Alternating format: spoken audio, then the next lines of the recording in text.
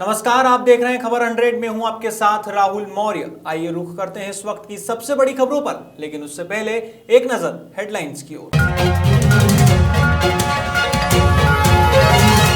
नेपाल में राजनीतिक संकट के बीच पीएम ओली ने की सिफारिश, संसद के उच्च सदन का शीतकालीन सत्र बुलाने की सिफारिश।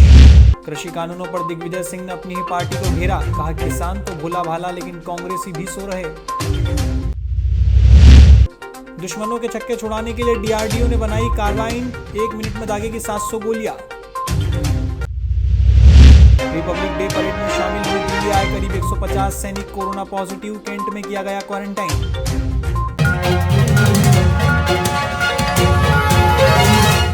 इंदौर के आजाद नगर थाना क्षेत्र में रहने वाले खुशहाल पालीवाल नामक युवक की संदिग्ध परिस्थिति में मौत हो गई है। इस मामले को लेकर परिजनों का कहना है कि 2 माह पूर्व युवक का तलाक हुआ था और उसकी पत्नी बेटी दिव्यांशी को अपने साथ ले गई थी। ऐसे में बेटी के जाने से वह परेशान चल रहा था और उसने फांसी लगाकर आत्महत्या कर ली है। वहीं मामले में जांच अधिकारी का कहना है कि युवक के शरीर पर चोट के निशान भी मिले हैं। फिलहाल पोस्टमार्टम रिपोर्ट आने के बाद ही मौत के कारण का खुलासा हो पाएगा। तो आए दिन परेशान करते रहते थे, टॉर्चर करते रहते थे छोरे को। तो उनने मेरे को बोला आप आपसी सहमति से तलाक देना चाहते हो कि झगड़ा करके। मैंने बोला हाथ जोड़ के कि मैं तो राजू किसी से तलाक दे दूँगा। तो फिर उनने जो 7 अक्टूबर को है जो वकील के कोर्ट में जाके ने लिखा पढ़ी करके स्टाम्प पे और आपसी सहमति का तलाक करवा दिया, जिसमें मेरी जो पोती दिव्यांशी उसको भी वो साथ में लेके गई। तो ये मेरा लड़का है जो दिव्यांशी के लिए बोलता था कि बोले मेरी लड़की को भी बेच डालेंगे ये लोग, और इसने फांसी लगा दी। क्या मालूम क्या करा भगवान जाने। दादा कुछ चोट भी लगी हुई है सर में का?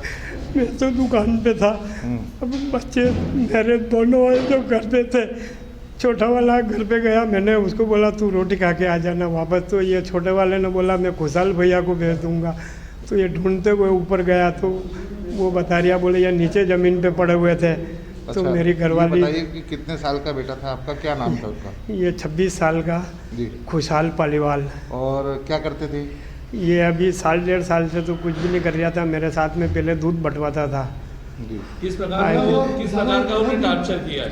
आज जब से शादी ब्याह करवाया, जब से आए दिन मानसिक टॉर्चर करते ही थे। 1-2 बार पुलिस केस पे, ये भी थाने कोर्ट पे भी ले गए थे हमको, पुलिस केस भी करा था। लड़के ने फांसी लगाई है, वो लड़की ले गया, इसके चक्कर में फांसी लगाई। हाँ, ये मेरी पोती के लिए बोलता था कि मेरी छोरी को भी लेके चले गए, मेरी छोरी से भी बात नहीं करने देते।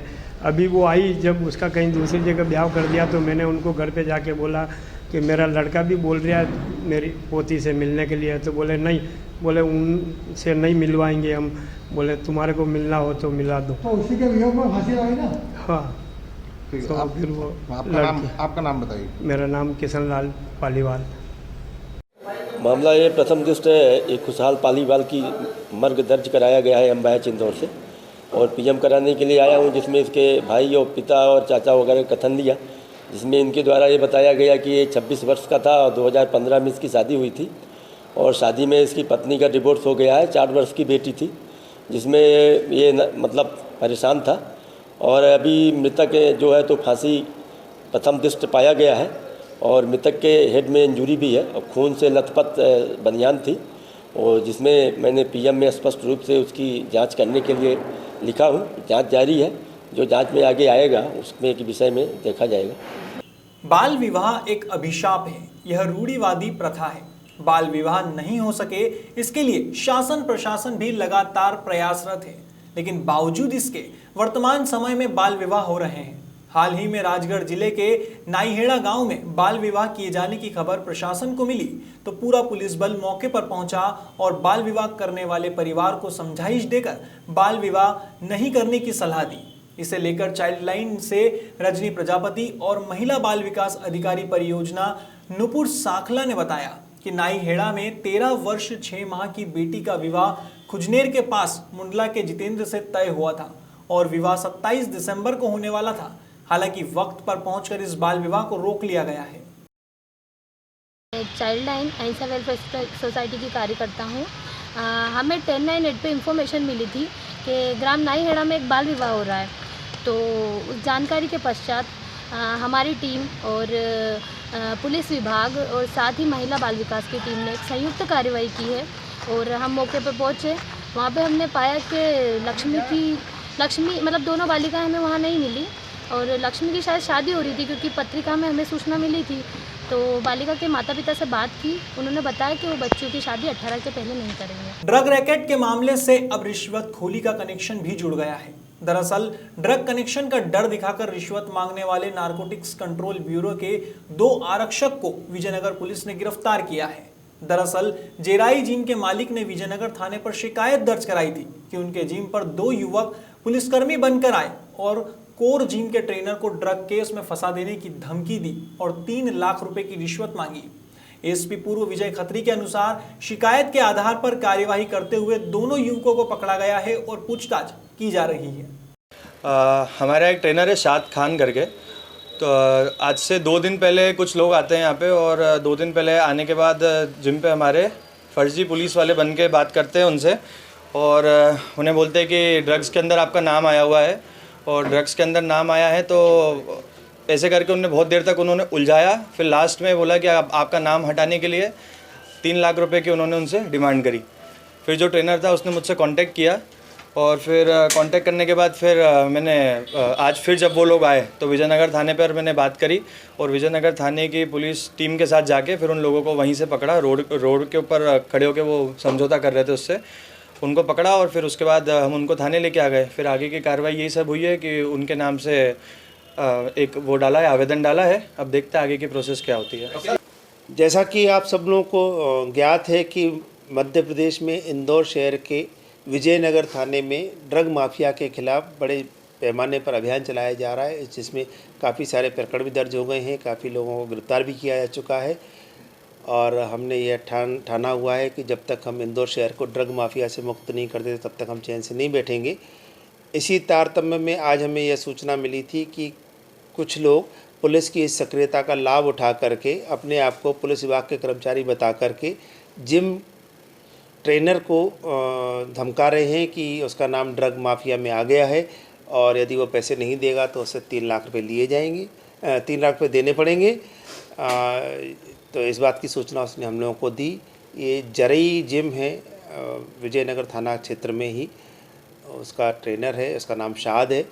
जब हमने उसमें जाल बिछाया और उसको भेजा बातचीत करने के लिए तो वहाँ पे 2 लोगों को पकड़ा है। उन्होंने अपने आप को नारकोटिक्स कंट्रोल ब्यूरो का कर्मचारी बताया है। हमने इसमें हम प्रकरण दर्ज कर रहे हैं उनके खिलाफ और उनके साथ ही साथ नारकोटिक्स कंट्रोल ब्यूरो के अधिकारियों को भी उनके खिलाफ विभागीय कार्रवाई करने के लिए लिख रहे हैं। कहाँ पदस्थ हैं? नारकोटिक्स कंट्रोल ब्यूरो के इंदौर कार्यालय में पदस्थ हैं। सर, उनके अधिकारियों से कुछ बात हुई पूरे मामले को लेकर? उनके अधिकारियों से हमने यही पूछा था कि क्या ऐसा कोई वहाँ उनके यहाँ प्रकरण है या कोई इस तरह से उनको भेजा गया है, तो उन्होंने इस बात से इनकार किया कि ऐसा कोई प्रकरण नहीं है, नहीं भेजा गया है। ये जो भी कुछ कर रहे थे अपनी पर्सनल कैपेसिटी में कर रहे थे और उसके लिए दोषी भी यही लोग हैं। सर, कितने लोग थे टोटल? ये टोटल 2 लोग हैं और उनके साथ एक ड्राइवर भी है। उस ड्राइवर का ये कहना है कि उसकी इनोवा गाड़ी नारकोटिक्स कंट्रोल ब्यूरो में कॉन्ट्रैक्ट बेस पे लगी हुई है, इसलिए वो उनके साथ था, लेकिन हम कुल मिलाकर के तीनों के खिलाफ कार्रवाई कर रहे हैं। बीते दिन उज्जैन में राम मंदिर धन संग्रह को लेकर निकाली जा रही रैली में हुए पथराव के बाद आरोपियों की पहचान होने लगी है।